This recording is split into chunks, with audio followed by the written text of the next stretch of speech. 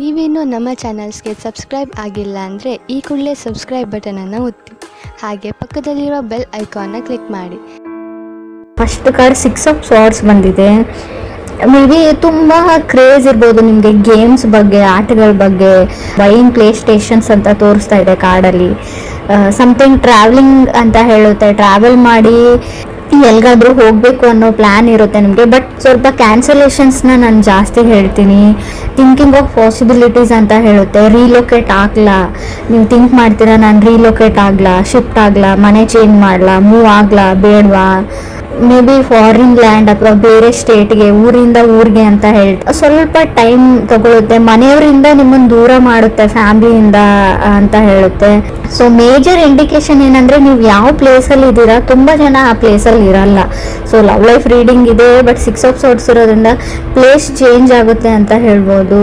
So ಏನೋ reinvent ಥರ ಆಗುತ್ತೆ. ನಿಮ್ಮ ಪಾರ್ಟ್ನರಿಂದ ನೀವು ದೂರ ಆಗ್ಬೋದು ಅಥವಾ ಅವ್ರ ಹತ್ರನೂ ಆಗ್ಬೋದು. ಕೆಲವರಿಗೆ ಚೇಂಜಿಂಗ್ ಆಫ್ ಪ್ಲೇಸ್ ಹೇಳುತ್ತೆ. 6 ಆಫ್ ಸ್ವಾರ್ಡ್ಸ್ ಅಂದರೆ ಏನು, ಒಂದು ನಿಮಗೆ ಪಾರ್ಟ್ನರ್ ಮೇಲೆ ಒಂಥರ ಕಿರಿಕಿರಿ ಮಾಡ್ತಾರೆ, ಪದೇ ಪದೇ ಕಾಲ್ ಮಾಡಿ, ಪದೇ ಪದೇ ಮೆಸೇಜ್ ಮಾಡಿ, ಅದರ್ ಪರ್ಸನ್ ಅಂತ ಅನ್ನಿಸ್ಬೋದು. ಅಥವಾ ಅದರ್ ಪರ್ಸನ್ಗೆ ನೀವು ಆ ಥರ ಮಾಡ್ತೀರಾ ಅಂತ ಕೂಡ ಅನ್ಸ್ಬೋದು 6 ಆಫ್ ಸ್ವಾರ್ಡ್ಸ್ ಇರೋದ್ರಿಂದ. ಸೆಕೆಂಡ್ ಕಾರ್ಡ್ ನನಗೆ 5 ಆಫ್ ಪೆಂಟಿಕಲ್ಸ್ ಬಂದಿದೆ. ಮೇ ಬಿ ತುಂಬ ಇನ್ವೆಸ್ಟ್ ಮಾಡಿದ್ದೀರಾ ಟೈಮ್ ಆ್ಯಂಡ್ ಮನಿ ರಿಲೇಷನ್ಶಿಪ್ಗೆ ಅಂತ ಅನಿಸುತ್ತೆ ಕೆಲವರು. ಬಟ್ ನೀವು ಅಂದ್ಕೊಂಡಂಗೆ ಏನೂ ಆಗ್ತಾ ಇಲ್ಲ ಅಂತ ಕೂಡ ಅನ್ನಿಸ್ತಾ ಇದೆ. ಹಣ ಹೋಯಿತು, ಟೈಮ್ ಹೋಯಿತು, ತುಂಬ ಡೇಟ್ ಮಾಡಿದ್ದೀರಾ ಆ ಪರ್ಸನ್ನ. ಬಟ್ ಅಂಡರ್ಸ್ಟ್ಯಾಂಡಿಂಗ್ ಏನೂ ಬೆಳೆದೇ ಇಲ್ಲ, ಅವ್ರು ನನ್ನನ್ನು ಅರ್ಥನೇ ಮಾಡ್ಕೊಂಡಿಲ್ಲ. ಏನು ಹೀಗೆ ಆದರೆ ಹೇಗೆ, ಮುಂದೆ ಫ್ಯೂಚರು ಭವಿಷ್ಯ ಹೇಗೆ ಅಂತ ಥಾಟ್ಸ್ ಸ್ಟಾರ್ಟ್ ಆಗುತ್ತೆ ನಿಮಗೂ ಅಥವಾ ಅದರ್ ಪರ್ಸನ್ ಅಂದರೆ ನೀವು ಕನೆಕ್ಟ್ ಆಗಿರೋ ವ್ಯಕ್ತಿ. ಮೇ ಬಿ ನೀವು ಮದುವೆನೇ ಆಗಿರ್ಬೋದು ಅಥವಾ ರಿಲೇಷನ್ಶಿಪ್ಪಲ್ಲಿ ಇರ್ಬೋದು, ಕಮಿಟ್ ಆಗಿರ್ಬೋದು. ಥರ್ಡ್ ಕಾರ್ಡ್ ಕಿಂಗ್ ಆಫ್ ಸ್ವಾರ್ಡ್ಸ್ ಬಂದಿದೆ. ಕೆಲವರು ಕಿಂಗ್ ಆಫ್ ಸ್ವಾರ್ಡ್ಸ್ ಅಂದರೆ ಯಾವುದೋ ಒಬ್ಬ ವ್ಯಕ್ತಿನ ನಿಮ್ಮ ಲೈಫಿಂದ ಕಟ್ ಆಫ್ ಮಾಡ್ತೀರಾ ನೀವು. ಚೇಂಜ್ ಅಂತ ಹೇಳ್ತೀನಿ, ತುಂಬ ಕಾನ್ಫಿಡೆನ್ಸ್ ಇರುತ್ತೆ. ಮೇ ಬಿ ಕೆಲವ್ರಿಗೆ ಈ ಥರ ಹೇಳ್ತೀನಿ ಅಂತ ತಪ್ಪು ತಿಳ್ಕೊಬೇಡಿ. 5 ಇಯರ್ಸಿಂದ ಮದುವೆ ಆಗಿರೋರು ಕೂಡ ಸಪ್ರೇಟ್ ಆಗುವಂಥ ಚಾನ್ಸಸ್ ಇದೆ. ಮದುವೆ ಆಗಿ 5 ಇಯರ್ಸ್ ಆದರೂ ಸಪ್ರೇಟ್ ಆಗ್ತೀರಾ, ಡಿವೋರ್ಸ್ಗೆ ಅಪ್ಲೈ ಮಾಡ್ತೀರಾ ಕೆಲವರು. ಪೇಷನ್ಸ್ ಇಸ್ ಎ ಕೈ. ಸ್ಪೀಚ್ ಬಗ್ಗೆ ಹೇಳ್ತೀನಿ ನಾವು, ನೀವು ಹೇಗೆ ಮಾತಾಡ್ತೀರಾ ಅದ್ರ ಬಗ್ಗೆ ಹುಷಾರಾಗಿರಿ. ಅಲ್ಲ ಏನಾದರೂ ಆಗಲಿ ನಾನು ದೂರ ಆಗೋಕ್ಕೂ ರೆಡಿ ಇದ್ದೀನಿ ಅನ್ನೋ ಹಾಗಿದ್ರೆ ಮಾತ್ರ ಜಗಳ ಮಾಡ್ಕೊಳ್ಳಿ. ಸಣ್ಣ ಪುಟ್ಟ ಜಗಳ ನಿಮ್ಮನ್ನು ಬೇರೆ ಮಾಡುತ್ತೆ. ಆದಷ್ಟು ಮಾತಾಡದೆ ಇದ್ಬಿಡಿ ಅಂತ ನಾನು ಹೇಳ್ತೀನಿ. ಫೋರ್ತ್ ಕಾರ್ಡ್ ನನಗೆ 9 ಆಫ್ ಸ್ವಾರ್ಡ್ಸ್ ಬಂದಿದೆ. ಆಂಗ್ಸೈಟಿ, ತುಂಬ ಆತಂಕ, ಸ್ಟ್ರೆಸ್ಸು, ಡಿಪ್ರೆಷನ್ಗೆ ಹೋಗ್ಬೋದು ನೀವು 9 ಆಫ್ ಸ್ವಾರ್ಡ್ಸ್ ಅಂದರೆ. ಆಲ್ಮೋಸ್ಟ್ ಕೆಲವ್ರದ್ದು ಸಪ್ರೇಷನ್ ಲೆವೆಲಿಗೆ ಬಂದು 9 ಆಫ್ ಸ್ವಾರ್ಡ್ಸ್ ಕೆಲವ್ರದ್ದು ಭಯ ಆಗೋಕ್ಕೆ ಶುರುವಾಗ್ಬಿಡುತ್ತೆ. ನಾನು ಯಾಕೆ ಇಷ್ಟು ಚಿಕ್ಕ ವಿಷಯಕ್ಕೆ ಜಗಳ ತಗೊಂಡೆ, ನಾನು ದೂರ ಆಗ್ತಾ ಇದ್ದೀನಿ ಅಂತ. ಸೊ ನಾನು ಮುಂಚೆನೇ ಇಂಡಿಕೇಶನ್ ಕೊಡ್ತಾ ಇದ್ದೀನಿ, ಸುಮ್ಮನಿದ್ದು ಬಿಡಿ. ಫಿಫ್ತ್ ಕಾರ್ಡ್ ನನಗೆ 7 ಆಫ್ ಕಪ್ಸ್ ಬಂದಿದೆ. ಸೊ ನಿಮಗೆ ಯಾರೋ ಮೋಸ ಮಾಡ್ತಾ ಇದ್ದಾರೆ. 7 ಆಫ್ ಕಪ್ಸ್ ಮೀನ್ಸ್ ನೀವು ಕನೆಕ್ಟ್ ಆಗಿರೋ ವ್ಯಕ್ತಿ ಚೀಟ್ ಮಾಡ್ತಾ ಇದ್ದಾರೆ ಅಂತ ಅರ್ಥ ಆಗುತ್ತೆ. ಮೋಸ ಮಾಡ್ತಾ ಇದ್ದಾರೆ ನಿಮಗೆ ಅಂತ ಕೂಡ ಕಾರ್ಡ್ ಹೇಳ್ತಾ ಇದೆ. ಅಬ್ಸರ್ವ್ ಮಾಡಿ, ಹುಷಾರಾಗಿರಿ. ಅವ್ರು ಬಣ್ಣದ ಮಾತಿಗೆ ಮಳ್ಳಾಗಬೇಡಿ ಅಂತ ಹೇಳ್ತೀನಿ. ಈ ರಿಲೇಷನ್ಶಿಪ್ಗೆ ನಿಮಗೆ ರಿಲೇಟಿವ್ಸ್ ಕಡೆಯಿಂದನೂ ಬರ್ಬೋದು, ಮದುವೆ ಫಿಕ್ಸ್ ಆಗೋ ಲೆವೆಲಿಗೆ ಇರ್ಬೋದು, ಆಲ್ರೆಡಿ ಎಂಗೇಜ್ಮೆಂಟ್ ಆಗಿರ್ಬೋದು. ಬಟ್ ಅವ್ರು ಹೇಳಿರೋದೆಲ್ಲ ಸುಳ್ಳು ಕಾರ್ಡ್ ಹೇಳ್ತಾ ಇದೆ. ಎಲ್ರಿಗೂ ಅನ್ವಯಿಸುತ್ತೋ ಇಲ್ವೋ ಗೊತ್ತಿಲ್ಲ, ಬಟ್ ಕೆಲವರಿಗೆ ಖಂಡಿತವಾಗ್ಲೂ. 6th ಕಾರ್ಡ್ ನನಗೆ ಪೇಜ್ ಆಫ್ ಸ್ವಾರ್ಡ್ಸ್ ಬಂದಿದೆ. 7th ಕಾರ್ಡ್ 7 ಆಫ್ ಪೆಂಟಿಕಲ್ಸ್ ಬಂದಿದೆ. ನೀವು ತುಂಬ ಟ್ರೈ ಮಾಡಿದ್ದೀರಾ, ಯುವರ್ ಬೆಸ್ಟ್ ವೇಟ್ ಮಾಡಿದ್ದೀರಾ, ಎಲ್ಲ ಮಾಡಿದ್ದೀರಾ. ಬಟ್ ಕಂಟ್ರೋಲ್ ಮಾಡೋಕೆ ಆಗ್ತಾ ಇಲ್ಲ ನಿಮಗೆ. ಯಾರನ್ನು ಚೂಸ್ ಮಾಡಲಿ ಅಥವಾ ಯಾರನ್ನು ಬಿಡಲಿ ಅನ್ನೋ ಲೆವೆಲಿಗೆ. ಆ ರಿಲೇಷನ್ಶಿಪ್ಪಲ್ಲಿ ಇರೋಕ್ಕೂ ನೀವು ತುಂಬ ಟ್ರೈ ಮಾಡಿದ್ರಿ. ಮದುವೆ ಆಗಿ ತುಂಬ ವರ್ಷ ಆಯಿತು, ಇವಾಗ ಬಿಡೋಕ್ಕೂ ಆಗಲ್ಲ. ಗೌರವ, ಮಾನ, ಮರ್ಯಾದೆ ಪ್ರಶ್ನೆ ಎಲ್ಲ ಯೋಚನೆ ಮಾಡಿದ್ರಿ. ಬಟ್ ಕಡೆಗೆ ಬೇರೆ ದಾರಿ ಇಲ್ಲ ಅಂತ ಕೆಲವ್ರಿಗೆ ಅನಿಸಿರ್ಬೋದು. ಸಪ್ರೇಟು ಆಗ್ತಾ ಇದ್ದೀರಾ ಕೆಲವರು ಅಂತ ಹೇಳ್ತಾ ಇದೆ. 6 ಆಫ್ ಸ್ವಾರ್ಡ್ಸ್ ಏನು ಹೇಳುತ್ತೆ ಅಂದರೆ, ಆ ವ್ಯಕ್ತಿ ನಿಮ್ಗೆ ಚೀಟ್ ಮಾಡ್ತಾ ಇದ್ದಾರೆ ಅಂತ ಗೊತ್ತಿದೆ, ನಿಮಗೆ ಮೋಸ ಮಾಡ್ತಾ ಇದ್ದಾರೆ ಅಂತ ಗೊತ್ತಿತ್ತು. ಬಟ್ ಆದರೂ ಇಷ್ಟು ವರ್ಷಗಳ ಕಾಲ ಇದ್ರಿ, ಬಟ್ ಇನ್ನು ಮುಂದೆ ಆಗ್ತಾ ಇಲ್ಲ. ಸೊ ನೀವೆಷ್ಟು ಪ್ರಯತ್ನ ಪಡಬೇಕು ಅಷ್ಟು ಪಟ್ಟಿದ್ದಾಗಿದೆ. ಸೊ ಅದ್ರ ಬಗ್ಗೆ ಗಿಲ್ಟಿ ಫೀಲ್ ಮಾಡ್ಕೊಳ್ಬೇಡಿ ಅಂತಲೇ ನಾನು ಹೇಳ್ತೀನಿ. ಸೊ ಲೆಟ್ ಗೋ ಮಾಡಿ, ಮೂವ್ ಆನ್ ಆಗಿ, ನಿಮ್ಮ ಲೈಫಿಗೆ ಏನು ಬೇಕೋ ಅದನ್ನು ನೀವು ಮಾಡ್ಕೊಳ್ಳಿ ಅಂತಲೇ ಕಾರ್ಡ್ ಹೇಳ್ತಾ ಇದೆ. ಸೊ 8th ಕಾರ್ಡ್ ನನಗೆ 4 ಆಫ್ ಕಪ್ಸ್ ಬಂದಿದೆ. 4 ಆಫ್ ಕಪ್ಸ್ ಅಂದರೆ ನಿಮಗೆ ಮಲ್ಟಿಪಲ್ ಆಪ್ಷನ್ಸ್ ಬರುತ್ತೆ ಖಂಡಿತವಾಗ್ಲೂ. ಸೊ ಕೇರ್ಫುಲ್ಲಾಗಿ ಅದರಲ್ಲಿ ನೀವು ಚೂಸ್ ಮಾಡ್ಕೊಳ್ಬೇಕಾಗುತ್ತೆ. ಇದು ನಿಮ್ಮ ಲೈಫ್ ಪ್ರಶ್ನೆ. ಸೊ ಮದುವೆಗೆ ರೆಡಿ ಮಾಡ್ಕೊಳ್ತಾ ಇದ್ದೀರಾ ಅಂತಲೂ ಗೊತ್ತು, ಸೆಟ್ಲ್ ಆಗಬೇಕು ಅಂತ ಡಿಸೈಡ್ ಮಾಡಿದ್ದೀರಾ ಕೆಲವರು.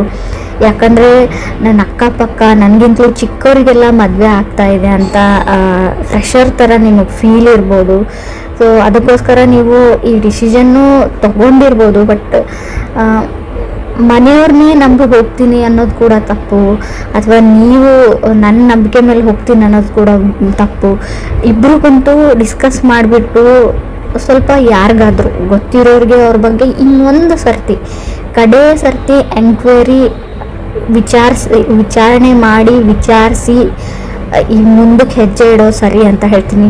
ಕೆಲವರು ಮೋಸ ಹೋಗೋ ಚಾನ್ಸಸ್ ತುಂಬ ಕಾಣಿಸ್ತಾ ಇದೆ ಅಂತ ನಾನು ಒತ್ತಿ ಹೇಳ್ತಾ ಇದ್ದೀನಿ. ಇದನ್ನು ಮದುವೆ ಅಂತ ಮಾತುಕತೆ ಬೇರೆ. ಇನ್ನು ಕೆಲವ್ರಿಗೆ ನಾನು 9th ಕಾರ್ಡ್ ನನಗೆ ಏಸ್ ಆಫ್ ಕಪ್ಸ್ ಬಂದಿದೆ. ಯಾರನ್ನ ನಿಮ್ಮ ಲೈಫಲ್ಲಿ ಅಲೋವ್ ಮಾಡ್ಕೊಳ್ತೀರಾ ಅನ್ನೋದು ಕೂಡ ನಿಮ್ಮ ಮೇಲೆ ಬಿಟ್ಟಿರೋ ವಿಚಾರ ಅಂತ ನಾನು ಹೇಳ್ತೀನಿ. ಆಪ್ಷನ್ಸ್ ತುಂಬ ಇದೆ, ತುಂಬ ಕಾಂಪ್ಲಿಕೇಟೆಡ್ ಲವ್ ಅಂತ ಅನಿಸುತ್ತೆ. ನೀವು ಪ್ರೀತಿನ ಹುಡ್ಕೊಂಡು ಹೋಗಬೇಡಿ, ಅದಾಗದೇ ನಿಮ್ಮ ಹತ್ರಕ್ಕೆ ಬರುತ್ತೆ ಅಂತಲೂ ಕಾಡೇ ಹೇಳ್ತಾ ಇದೆ. ಕೆಲವ್ರಿಗೆ ಪಾಸ್ಟಲ್ಲಿ ನೀವು ತುಂಬ ಚೆನ್ನಾಗಿ ಹ್ಯಾಂಡಲ್ ಮಾಡಿದ್ದೀರಾ, ಬಟ್ ಎಲ್ಲನೂ ಕಾಂಪ್ಲಿಕೇಟೆಡ್ ಆಗಿ ನಿಮಗೆ ಔಟ್ಪುಟ್ ಬಂದಿದೆ, ಯಾವುದನ್ನು ನೀವು ಸಾಲ್ವ್ ಮಾಡೋಕ್ಕಾಗಲ್ಲ. ಕೆಲವ್ರಿಗೆ ನಾನು ಏಸ್ ಆಫ್ ಕಪ್ಸ್ ಇರೋದ್ರಿಂದ ನೀವು ಸಿಂಗಲ್ ಆಗಿರೋರು ಖಂಡಿತವಾಗ್ಲೂ ನೋ ಮೋರ್ ಸಿಂಗಲ್ ಅಂತ ತೋರಿಸ್ತಾ ಇದೆ. ಖಂಡಿತವಾಗ್ಲೂ ನೀವು ಕಪಲ್ಸ್ ಆಗ್ತೀರಾ, ಪೇರ್ ಆಗ್ತೀರಾ, ಮದುವೆಗೆ ವೇಟ್ ಮಾಡ್ತಾ ಇದ್ರೆ ಖಂಡಿತವಾಗ್ಲೂ ನಿಮ್ಮ ಮದುವೆ ಫಿಕ್ಸ್ ಆಗೋ ಎಲ್ಲ ಪಾಸಿಬಿಲಿಟೀಸು ಕಾರ್ಡಲ್ಲಿ ತೋರಿಸ್ತಾ ಇದೆ. ಏನು ಅಂದರೆ ಮೇ ಬಿ ನೀವು ಸ್ಟೂಡೆಂಟ್ಸ್ ಇದ್ದರೆ ನಿಮ್ಮ ಫ್ಯಾಮ್ಲಿಯಿಂದ ದೂರ ಹೋಗಿ ಹೈಯರ್ ಎಜುಕೇಷನ್ನ ಮಾಡ್ಬೋದು. ಬಟ್ ನಿಮ್ಮ ಪ್ರೀತಿ ಪಾತ್ರನ, ನಾನು ಲವ್ ಅಂದರೆ ರಿಲೇಷನ್ಶಿಪ್ ಅಂದರೆ ಹುಡುಗ ಹುಡುಗಿ ಅಥವಾ ಹೆಣ್ಣು ಗಂಡು ಮತ್ತೇನೇ ಇರುತ್ತೆ ಅಂತ ಹೇಳಲ್ಲ. ಮೇ ಬಿ ನೀವು ಯಾರನ್ನ ತುಂಬ ಪ್ರೀತಿಸ್ತೀರಾ ಅವರಿಂದ ಸ್ವಲ್ಪ ದೂರ ಹೋಗಬೇಕಾಗುತ್ತೆ ಅಂತ ರೀಡಿಂಗ್ ಹೇಳ್ತಾ ಇದೆ. ರೀಲೋಕೇಟ್ ಆಗ್ಬೋದು ನೀವು ಅಂತ. ಸೊ ಕೆಲವ್ರಿಗೆ ಬೇಸಿಕಲಿ ರಿಲೇಷನ್ಶಿಪ್ಪಲ್ಲಿ ತುಂಬ ಬೇಗ ಬೀಳುವಂಥ ಚಾನ್ಸಸ್ ಇದೆ. ಫಾಲಿನ್ ಇನ್ ಲವ್ ಅಂತ ಕೂಡ 7 ಆಫ್ ಕಪ್ಸ್ ಇರೋದ್ರಿಂದ, ಅದು 5th ಪ್ಲೇಸಲ್ಲಿ ಸೆವೆಂತ್ ಕಾರ್ಡ್ ಬಂದರೆ, 7 ಆಫ್ ಕಪ್ಸ್ ಬಂದರೆ, ನಾವು ಪೇಜ್ ಆಫ್ ಸಾರ್ಟ್ಸ್ ಮಧ್ಯೆ ಬಂದರೆ ಖಂಡಿತವಾಗ್ಲೂ ಅಷ್ಟೇ ಬೇಗ ಬ್ರೇಕಪ್ ಮಾಡ್ಕೊಳ್ಳೋವಂಥ ಚಾನ್ಸಸ್ ಇದೆ. ಸೊ ನಿಧಾನವೇ ಪ್ರಧಾನ ಅಂತ ಹೇಳ್ತೀವಿ. ತಾಳ್ಮೆ ತುಂಬ ಇಂಪಾರ್ಟೆಂಟು. ಇನ್ನೂ ಕೆಲವ್ರಿಗೆ ನೀವು ಮ್ಯಾರಿಡ್ ಇರ್ಬೋದು ಅಥವಾ ರಿಲೇಷನ್ಶಿಪ್ಪಲ್ಲಿ ಇರ್ಬೋದು, ಏನೋ ಸಣ್ಣ ಪುಟ್ಟ ವಿಷಯಕ್ಕೆ ಜಗಳ ಬರುತ್ತೆ ನಿಮ್ಮ ಮಧ್ಯೆ, ಮುಂಚೆ ಬರ್ತಾ ಇತ್ತು ಹಾಗೆ ಪ್ಯಾಚಪ್ ಆಗ್ತಾ ಇತ್ತು ಅಂದರೆ ಇನ್ನು ಮುಂದೆ ಪ್ಯಾಚಪ್ ಆಗೋ ಚಾನ್ಸಸ್ ಇಲ್ಲದೆ ಇರೋದ್ರಿಂದ ಜಗಳ ಮಾಡಿಕೊಂಡ್ರೂ ಸುಮ್ಮನೆ ಇರೋದು ಒಳ್ಳೆಯದು. ನಿಮಗೆ ಸ್ಪೆಷಲಿ ಹೇಳ್ತಾ ಇದ್ದೀನಿ, ನೀವು ಸುಮ್ಮನೆ ಇರೋದ್ರಿಂದ ನಿಮ್ಮ ರಿಲೇಷನ್ಶಿಪ್ ಉಳ್ಕೊಳ್ಳುತ್ತೆ. ಯಾವುದೇ ರಿಸ್ಕನ್ನು ಕೂಡ ತಗೊಳ್ಳದೇ ಇರೋದು ಬೆಟ್ರು. ನಾನೇನೋ ಹೇಳಬೇಕು ಯಾರಿಗೂ, ನಿಮ್ಮ ಬಾಸ್ ಇರಲಿ, ನಿಮ್ಮ ಮನೆಯವ್ರು ಇರಲಿ, ಅಥವಾ ನಿಮ್ಮ ತಂದೆ ತಾಯಿ ಇರಲಿ, ಅಥವಾ ನೀವು ಪ್ರೀತಿಸಿದ ವ್ಯಕ್ತಿನೇ ಇರಲಿ, ಸೊ ಅವ್ರಿಗೂ ಕೂಡ ನೀವು ಯಾವಾಗಲೂ ಅದೇ ಮಾತು ಹೇಳ್ತಾ ಇರ್ತೀರ. ಬಟ್ ಆ ಮಾತು ಮುಂಚೆ ಹರ್ಟ್ ಆಗಿರಲ್ಲ. ಬಟ್ ಇವಾಗ ನೀವೇನಾದರೂ ಹೇಳಿದರೆ ಅದೇ ಮಾತು ತುಂಬ ದೊಡ್ಡ ಮಟ್ಟದ ಗಾಯ ಮಾಡುತ್ತೆ ಅವ್ರಿಗೆ. ಇದರಿಂದ ಎಲ್ಲನೂ ನೀವು ಕಟ್ಟಿರೋ ಏನು ಹೇಳ್ತೀರಾ, ಇಲ್ಲಿವರೆಗೂ ಕಟ್ಕೊಂಡು ಬಂದಿರೋ ಸಂಪಾದಿಸಿದಂಥ ರಿಲೇಷನ್ಶಿಪ್ಪು, ಬಾಂಧವ್ಯ ಎಲ್ಲನೂ ಮುರಿದೋಗೋವಂಥ ಚಾನ್ಸಸ್ ಇದೆ. ರೀಡಿಂಗ್ ನೆಗೆಟಿವ್ ಅಂತ ಅಂದ್ಕೊಳ್ಬೇಡಿ, ತುಂಬ ಪಾಸಿಟಿವ್ನೆಸ್ ಇದೆ ಇಲ್ಲಿ. ಮದುವೆ ಆಗುತ್ತೆ, ಮದುವೆ ಫಿಕ್ಸ್ ಆಗುತ್ತೆ, ರಿಲೇಷನ್ಶಿಪ್ಪಲ್ಲಿ ಇರ್ತೀರಾ, ಫಾರಿನ್ ಲ್ಯಾಂಡಿಗೆ ಹೋಗೋ ಎಲ್ಲ ಚಾನ್ಸಸ್ ಇದೆ, ರಿಲೊಕೇಶನ್ ಇದೆ, ಹೈಯರ್ ಸ್ಟಡೀಸ್ ಇದೆ.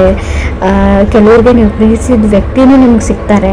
ಬಟ್ ನಿಮ್ಮ ಮಾತಿನ ಬಗ್ಗೆ ಅಷ್ಟೇ ನೀವು ಗಮನ ಇರಬೇಕು, ಜಗಳ ಮಾಡ್ಕೊಳ್ಬಾರ್ದು ಅಷ್ಟೇ. ಕೆಲವ್ರು ಖಂಡಿತ ಜಗಳ ಆಗುತ್ತೆ, ಅವಾಗ ನಿಮ್ಗೆ ಆತಂಕ ಆಗುತ್ತೆ, ಸ್ಟ್ರೆಸ್ ಆಗುತ್ತೆ. ಬಟ್ ಅದು ಕಾನ್ಸಿಕ್ವೆನ್ಸಸ್ ಅಂತ ಹೇಳ್ತೀವಿ. ಮಾಡ್ಕೊಂಡಿರೋ ತಪ್ಪಿಗೆ ಅದನ್ನೆಲ್ಲ ನಾವು ಅನುಭವಿಸ್ಬೇಕು. ಏನೇ ಬರಲಿ ಅದನ್ನು ಹೆದರಿಸ್ತೀನಿ ಅನ್ನೋ ಕಾನ್ಫಿಡೆನ್ಸ್ ಇರಲಿ. ಎಲ್ಲೂ ಕುಸ್ತೋಗ್ಬೇಡಿ ಅಂತ ನಾನು ಹೇಳ್ತೀನಿ. ಆಗೋಗಿದೆ. ಸೊ ಅದನ್ನು ಆದಷ್ಟು ಸರಿ ಮಾಡೋಕ್ಕಾಗ್ತಾ ಇದೆ, ಸರಿ ಮಾಡ್ಕೊಳ್ಳಿ. ಇಲ್ಲ ನನಗಿಷ್ಟ ಇಲ್ಲ ಸರಿ ಮಾಡ್ಕೊಳ್ಳೋದಂದರೆ ಬಿಟ್ಬಿಡಿ.